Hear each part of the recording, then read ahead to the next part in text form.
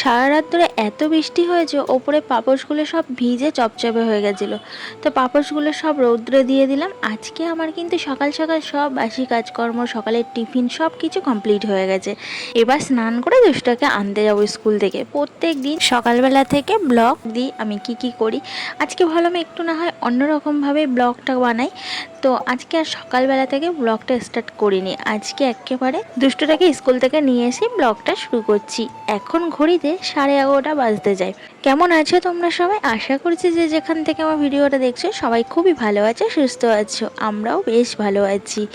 আমি টুকুন, খুবই সাধারণ ঘরের গৃহবধূ। আমার এই ছোট্ট চ্যানেলে তোমাদের সকলকে অনেক অনেক স্বাগত, ভালোবাসা জানিয়ে আজকের ভিডিওটা শুরু করছি। আশা করছি আমার এই ভিডিওটা তোমাদের ভীষণই ভালো লাগবে। তো দেখো, এখনও ড্রেসটাই চেঞ্জ করিনি। তো ওপরে চলে এলাম, কিছু জিনিস নিয়ে এসেছিলাম মুদিখানা দোকান থেকে। এই জিনিসগুলো আনারই ছিল, একদম ফুরিয়ে গেছিলো। তো দুষ্টকে নিয়ে আসার পথেই একেবারে মুদিখানার দোকান পড়ে, তাই ভাবলাম একেবারে নিয়েই নিই, আবার না হলে কে আসবে নিতে। তো এখানে আমি নিয়ে নিলাম ডিম, আর দুষ্টটার জন্য ম্যাগি নিয়েছি। চিনি ফুরিয়ে গেছিলো, একটুও নেই, তো বাতাসা দিয়ে চা খাচ্ছিলাম। তো চিনি নিলাম, বেসনের প্যাকেট নিলাম একটা, সয়াবিনের প্যাকেট নিলাম, আর এটা একটা চিপস মতো দুষ্টটার জন্য, আর আলু নিলাম। তো এগুলো না একদমই ঘরে নেই, ফুরিয়ে গেছে, না নিলে নয়। আর পাঁপড় নিয়েছি, পাঁপড় খেতে দুষ্টটা ভালোবাসে, ডালের পাতে তরকারির পাতে। ও তো অতটা মাছ খেতে চায় না। আর এখন বর্ষাকাল, মাছ সবজির তো ভীষণই দাম। রেগুলার মাছ সবজি কিনে খাওয়ার মতো ক্ষমতা সত্যি কথা বলতে আমাদের নেই। তার জন্য সয়াবিন, ডিম, ডাল এই 3টে জিনিস ঘরে আমি এনে রেখে দিই। তো ড্রেসটা চেঞ্জ করে ভাতটা আগে বসিয়ে দিলাম, কারণ 12টা বেজে গেছে। তো ভাতটা আমার হয়ে গেছে। আমি কারণ জল আনতে গেছিলাম, রান্নার জল একদম নিচে, তো রান্নার জলটা আনলাম। তারপর দুষ্টুকে খাবি একেবারে স্নানটা করিয়ে দিলাম, দিয়ে ওপরে এলাম, দেখি ভাতটা হয়ে গেছে। তো ভাতটা ফ্যান গালতে দিচ্ছি।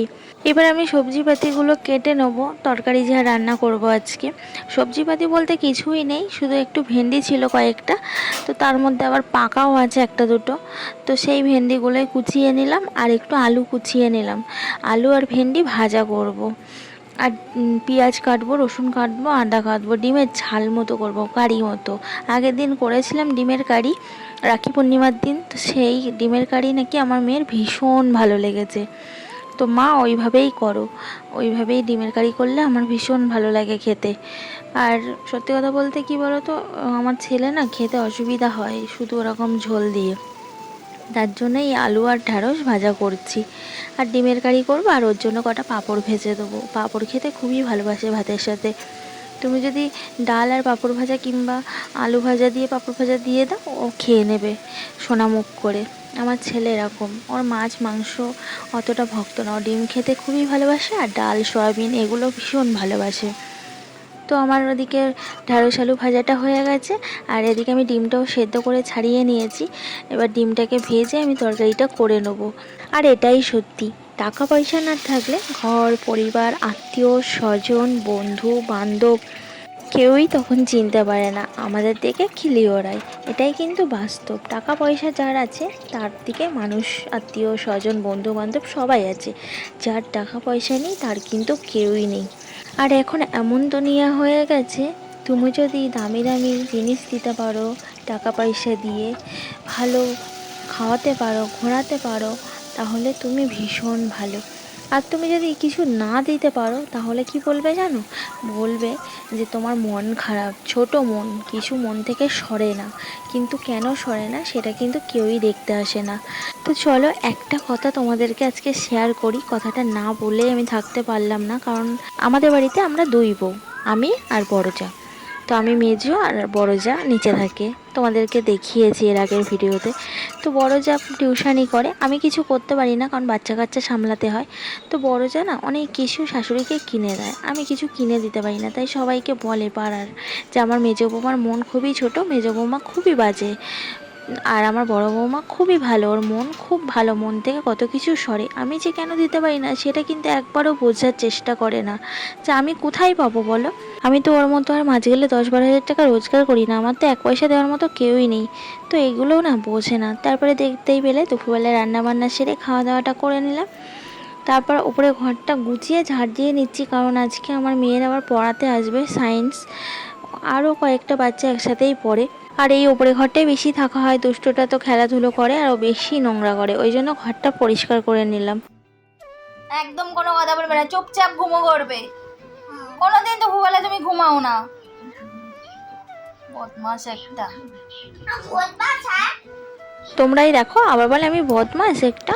এখন ঘড়িতে দেখো 4টে বাজতে যায়, তাও ওর চোখে ঘুম আছে। সন্ধ্যাবেলা দিক গিয়ে তখন বলবে আমার ঘুম পেয়েছে, তো ওর সাথে আমিও ঘুমিয়ে পড়েছিলাম। ঘুম ভেঙে দেখি এরকম অন্ধকার হয়ে গেছে, তাড়াতাড়ি করে ঝটপট করে উঠলাম, উঠে ঘরের লাইটটা জ্বাললাম। জেলে আগে ঘড়ির দিকে দেখছি যে কটা বাজে, বাইরে তো ভালোই অন্ধকার হয়ে গেছে, দেখি 6:30 বাজতে যায়। তো আর এদিকে দুষ্টুর অবস্থা দেখো কেমন ঘুমাচ্ছে হাত পা ছড়িয়ে। তো ওকে ডাকবো না, একটু পরে ডাকবো, আমি আগে মুখ হাত পা ধুয়ে আসি। আর বাইরে তো মেঘ হুড়ুম দুরুম করছে, মনে হয় এক্ষুনি বৃষ্টি আসবে। তো দেখো চোখ মুখ পুরো ফুলে গেছে, অন্যদিন ঘুমাই না, আজকে কি জানি আমার প্রচণ্ড পরিমাণে ঘুম পেয়ে গেছে। তো নিচে এসে দুষ্টুকে শোয়াই আর আমি বসে বসে ভিডিও এডিট করি, কমপ্লিট করে নিই ভিডিওটা। তো আজকেও বসেছিলাম, তো এত ঘুম পাচ্ছিল ঝুঁকে ঝুঁকে পড়ে যাচ্ছিলাম, তো ফোনটা রেখে আমি শুয়ে পড়েছি। আর জন্য আজকের আর ভিডিওটা কমপ্লিট হয়নি, তাই ভিডিওটা দিতে অনেকটাই দেরি হয়ে গেল। আর দেখো বলতে বলতে ঝমঝমিয়ে বৃষ্টি শুরু হয়ে গেছে, সবাই দেখো ছাতা মাথা দিয়ে যাচ্ছে, প্রচণ্ড জোরে বাইরে বৃষ্টি শুরু হয়ে গেছে। আর এমনিতেও মন মেজাজও ভালো নেই, তোমরা সকলে জানো নিউজটা কারোর অজানা না, চারিদিকে এখন একটাই খবর। তো এই যে কাণ্ডটা হচ্ছে না, একদম আমাদের বাড়ির পাশে হসপিটালটা, তো ভীষণই খারাপ লাগছে, তার কিছু ভালো লাগে না, ওই উল্টো পাল্টা চিন্তা হয়। কবে যে দোষীদের সাজা হবে সেদিন দেশ জুড়ে সবাই শান্তি পাবে কে জানে। তো মেয়েটার মৃত্যুটা সত্যি ভয়ানক মৃত্যু, খুবই কষ্ট করে মেয়েটাকে মরতে হয়েছে, সে তো আর অজানা নেই কারুর, সবাই তোমরা জানো, সবাই দেখছো প্রত্যেক দিন খবর ভিডিও। তো যাই হোক, মেয়েটার শেষটা তো ভালোও হতে পারতো বলো। তো ওর কপালে এত কষ্ট করে মৃত্যু ছিল, সত্যি ভগবান কার কপালে কী লেখে কিছুই বলা যায় না। তো আমাদের ঘরেও মেয়ে আছে, তারাও স্কুল কলেজে যাবে, তো সব সময় একটাই ভয়ে কাজ করে, তাদেরকে কিভাবে বাইরে ছাড়বো বলো তো এভাবে। এরকম যদি চলতে থাকে তো নিশ্চিন্তে ছাড়তে পারবো? সব চিন্তা করতে করতে না মাথা খারাপ হয়ে যায়, ভালোও লাগে না, ভিডিও করতে ইচ্ছা করে না। তো সন্ধে তো হয়ে গেছে, তো এখানে একটা রাধাকৃষ্ণর মূর্তি আছে, আমি প্রত্যেক দিন স্নান করে এসে আর সন্ধ্যাবেলায় 2টো করে ধূপ ধরিয়ে দিই। আর আমার তো ঠাকুরঘর আলাদা আছে, তোমাদেরকে দেখিয়েছি, তোমরা তো জানোই, আমার যারা রেগুলার ভিডিও দেখো আমি সব সময় তোমাদেরকে দেখাই। তারপর এই যে ওপরে এলাম, এখন মেয়ের স্যারের চা করে দেবো, আমিও একটু চা খাবো। আর ওপরে এসে দেখি কি জোরে জোরে বিদ্যুৎ চমকাচ্ছে, দেখো চারিদিকে যেন আলো হয়ে যাচ্ছে লাইটের আলোর মতো। আর আকাশটাও এত জোরে ডাকছে, আমি তো নিচে দুষ্টাকে শুবিয়ে রেখে এসেছি, মানে ও ঘুমাচ্ছে রেখে ওইভাবে চলে এসেছি। আর মেঘের মধ্যে দিয়ে দেখো একটা প্লেন যাচ্ছে, প্লেনটা অনেক নিচ দিয়েই যাচ্ছে, না হলে দেখা যেত না। তো রান্নাঘরে এসে আমি চাটা বসিয়ে দিয়েছি, আগে আমি ওর স্যারের চাটা তুলে নিলাম, কারণ ওর স্যার চিনি ছাড়া চা খায়, ওনার মনে হয় সুগার আছে, যাই হোক জানি না, আমাকে একদিন বারণ করেছিল, প্রথম দিন আমি চিনি দিয়ে দুধ দিয়ে চা করে দিয়েছিলাম, তো বলেছিল আমি দুধ চা খাই না আর মিষ্টি খাই না, তার জন্য এই যে শুধু লিকার চা করে দিয়েছি চিনি ছাড়া, আর আমার জন্য একটু চিনি দিয়ে করে নিলাম।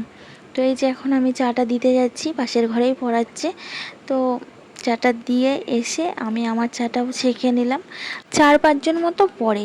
তো তারপরে দেখো এখানেও আমি 2টো বিস্কুট নিয়ে আর চাটা নিয়ে এই যে চলে যাচ্ছি নিচে, দুষ্টুরা একা একা আছে, আর যদি একবার মেঘ ডাকার আওয়াজে ঘুম ভেঙে যায় তো ভয় পেয়ে যাবে, নিচে কেউ নেই। তো ঘরে ঢুকে দেখি না, যেভাবে শোয়ার সেইভাবেই শুয়ে আছে, এক ফোঁটা নড়েনি। তো দেখি এখন টেনে তুলবো, কারণ 7টা বাজে, এখন যদি না তুলি ও রাত্রে আবার ঘুমাতে চাইবে না, তখন অনেক রাত অবধি জেগে থাকবে। তো ওকে আমি এই যে কেক দিলাম, ও টিফিনে খায়নি, সেই কেকটাই দিলাম আর কয়েকটা তালের বড়া দিলাম। আর আমিও এই যে বিস্কুট দিয়ে চাটা খেয়ে নিচ্ছি আর 2টো তালের বড়া নিয়েছি। তো চলো বন্ধুরা, আজকের মতো ভিডিওটা আমি এখানেই শেষ করছি।